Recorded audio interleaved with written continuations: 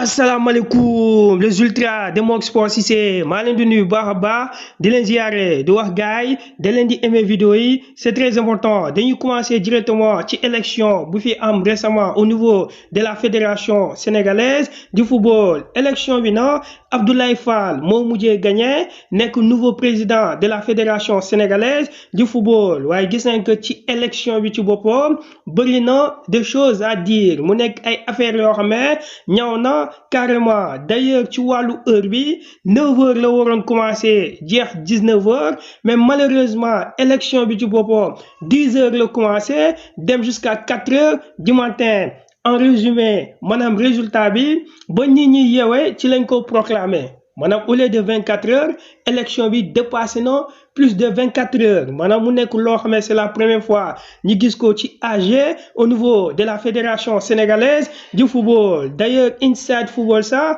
dafay ne manque d'organisation moo feeñ parce que bu ñuy demee ba jour élection bi ci la ñu bëgg a imposer méthode scrutin bi nan la ñuy voter ak nan la ñuy war a def pour élection bi jaar ci yoon nee na franchement loolu déjà rek retard la moo tax gisoo nañ que ñi nga xamee ay candidats lañ meroo nañ carrément waaw affaire bi bëriloo na tension waaye après tension boobu na élection bi mujjee na am Abdoulaye Fall moo gagné Abdoulaye Fall nag ba mu gagné ku mel ni Madi Touré première parole bi mu waxoon mooy la corruption waaw Madi Touré dafa ne Abdoulaye Fall dafa corrompre beaucoup de gens moo tax mu gagné élection bi et au lendemain de victoire de Abdoulaye Fall Madi Touré ba léegi Inside Football ne na mooy waxaat waaw Madi Touré ne na recours dafa war a am pour football bi juste et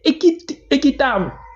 waaw maanaam football juste et équitable maanaam recours dafa war a am waaw Madi Touré ba léegi loolu bëgg nee na moom participer wuloon ci deuxième tour bi kon justice dafa war a def yoonam parce que li am dafa ñaaw moo tax Madi Touré ba léegi daal dafa énervé maanaam Madi Touré dafa mer carrément ku mel ni Aliou Ngoloko mi nga xam ne amul benn ku ko voté 0 voix la ñu mun a wax moom Aliou Ngoloko moom tamit wax na nee na lii dafa ñaaw waaw Aliou Ngoloko nee na franchement am na ñu jàpp football comme siège alors que football dafa war a servir communauté bi maanaam football daal du moomeel football ñëpp ko moom loolu la Aliou Ngoloko daal di wax mu nekk injustice boo xamee amoon na ci déroulement de l'élection présidentielle de la fédération sénégalaise du football li si des na mooy enquête war na am waaw Abdoulaye Fall en ce moment moom lañ faal pour 4 ans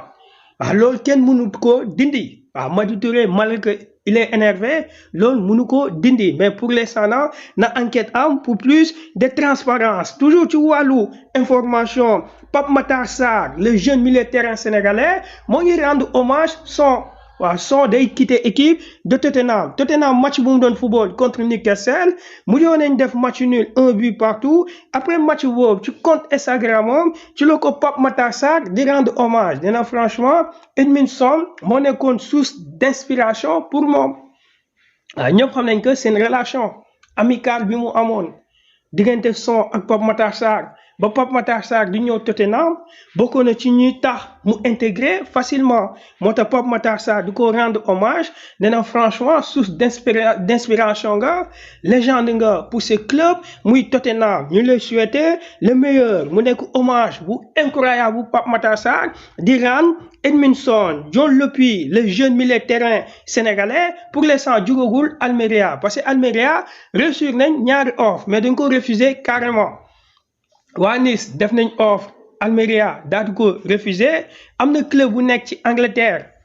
daal di def offre tamit waa Almeria daal di ko refuser pour l'instant John Lopy jugagul Almeria Bournemouth West Ham match boobu match amical la woon West Ham moo dóor 2-0 waaye El Hadj Malick Diouf quel match waaw match boobu il était homme du match c'est-à-dire qu'il monte en puissance lors de cette pré-saison gis nañ que début avec West Ham wanoon na lu intéressant mais depuis loolu ba léegi mu ngi monter en puissance surtout match bu amoon démbo diggante Bournemouth contre West Ham moo nekkoon homme du match parce que def na une passe décisive loolu nag day wane que El Hadj Malick Diouf moo ngi monter en puissance waaye la connexion 100% sénégalais bu nekk ci Everton moo ngi rayonner parce que Everton moom tamit mu ngi doon football match amical Sénégal contre Manchester United match boobu match nul la woon 2 buts partout waaye ce qui est intéressant dans ce match mooy la connexion sénégalaise waaw maanaam Iliman Ndiaye dugal na sur une passe décisive de Idrissa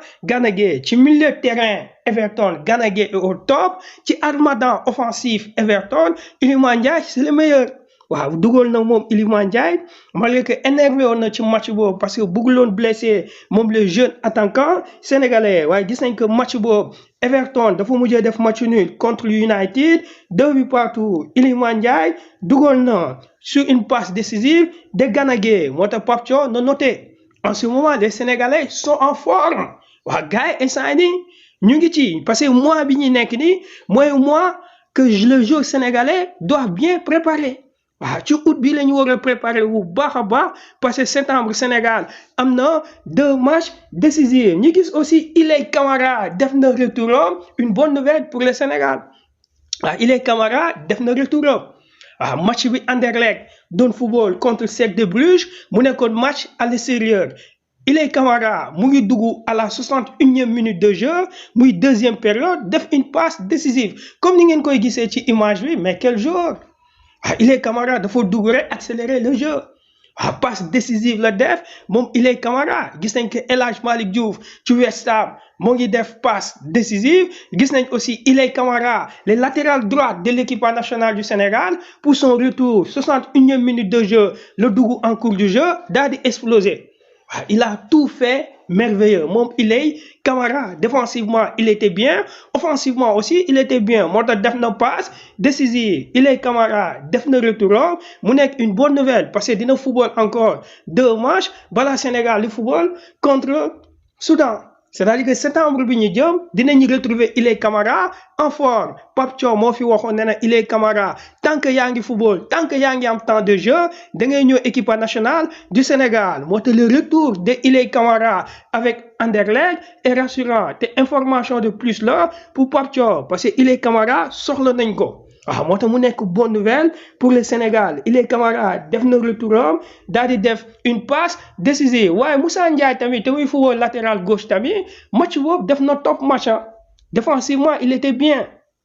Moussa Ndiaye kenn waru ko fàtte parce que li Ilay toj Moussa Ndiaye moom tamit toj na Moussa Ndiaye doublure la pour El Hadj Malick Diouf en ce moment il est en feu moo tax Moussa Ndiaye match boobu def na top performance Ousseynou Niang aussi moo ngi toj Saint-Gilloise Saint-Gilloise moo doo 5 buts à 0 waaye gis nañ que Ousseynou Niang dafa dugal cette fois-ci il a marqué en même temps dafa provoquer un penalty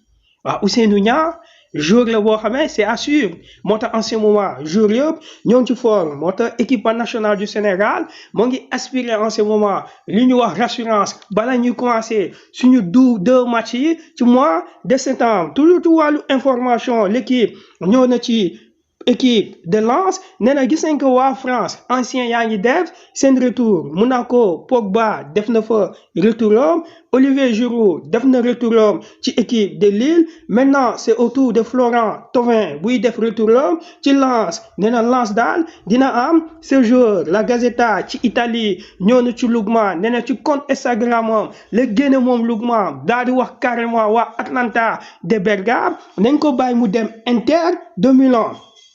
Lookman dafa bëgg a jógee foofu moo tax mu génnee wax carrément La Gazzetta nee na Napoli mu ngi doon football Brest malgré que Kevin De Bruyne mu ngi woon ci match bi football na gis nañ que Brest moo dóor Napoli 2-1 Blin daal di wax nee na attention Luis Diaz moo ngi rassuré moo ngi en forme Abola ci Portugal daal di ñëw ci Luuk de Jong nee na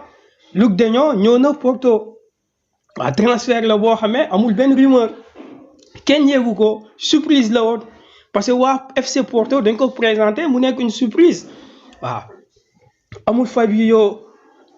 Romano amul benn journaliste bu ci wax surprise la moom la Abola daal di indi Luuk de Jong signé na ci équipe de Porto Express ñëw ci Ruben Amorim nee na ak a gëm boppam moom Ruben Amorim nee na Manchester United saison bu ñu jëw mun na gagner Premier League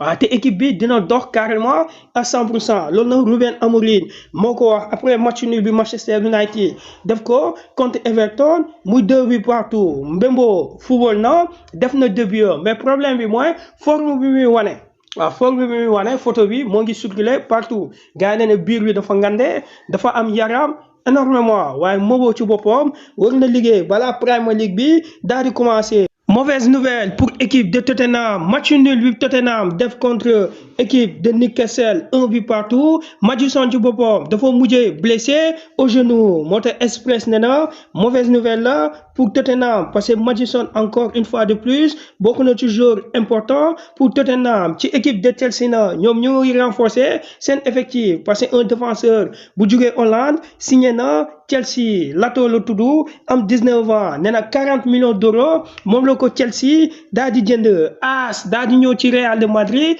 nee na Rodrigo ci boppam il est obligé mu toog Real de Madrid parce que waa Real de Madrid amuñu proposition bu satisfait pour mun koo jaay parce que équipe bi ko bëggoon moom Rodrigo teguñu carrément xaalis sur la table moo tax AS nee na Rodrigo dina toog pour convaincre Xabi Alonso nee na Xabi Alonso d'ailleurs ça commencé na pré-saison bi parce que Xabi Alonso woo na 25 jours ci 25 jours yi na Endrick ci la bokk nee na d'ailleurs sax ci entraînement tey Endrick moo fa njëkk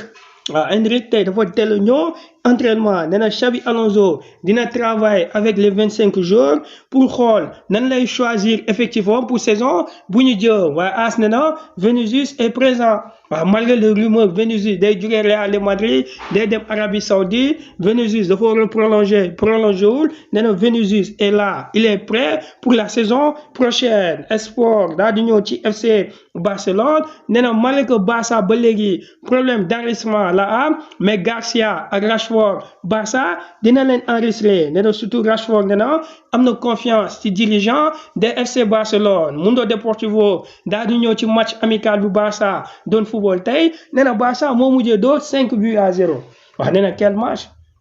waaw malgré que pré-saison là mais Barça moo dóor 5-0 waaw doublé de Gavi moo dugal ñaari but Lamine Yamal def na passe nee na quel Lamine Yamal waaw Lamine Yamal tey gis nañ que Rashford ci boppam sax dem na bay laal tànkam du xool lan moo ci nekk parce que Rashford dafa jommi ci Lamine Yamal na def na passe pour Gavi gis nañ que ci match bi Rashford tamit il a marqué un but Lewandowski de même que Tony Fernandez Mundo Deportivo nee na franchement l'équipe de Barça va bien nee na ce qui est intéressant dans ces belles victoires de FC Barcelone mooy le fait que y avait des rotations parce que beaucoup de joueurs yi cadre ci banc bi lañ nekkoon waaw nee na ñoom Olmo ñoom Pedri ci banc bi lañ nekkoon waaw maanaam Flick moo ngi def la rotation te rotation bi moo ngi door loolu na Mundo Deportivo moo ko indi gars yi fii laa yem ak yéen ci information bi di leen jox rendez-vous ci ñeneen vidéo incha allah.